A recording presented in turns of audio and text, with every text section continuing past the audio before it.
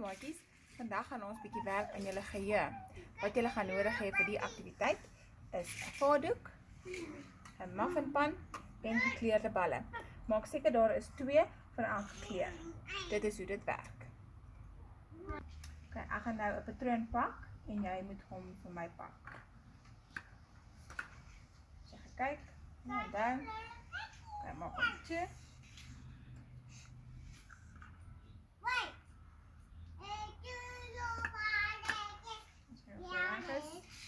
Oepsie, dit is 'n foutjie. Okay, ons gaan nog een doen. Okay, Rania.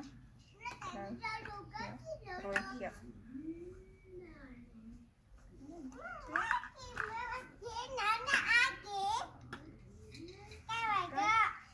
Okay, well done. Okay, maatjies, dis hoe dit werk. Julle kan nou lekker verder speel.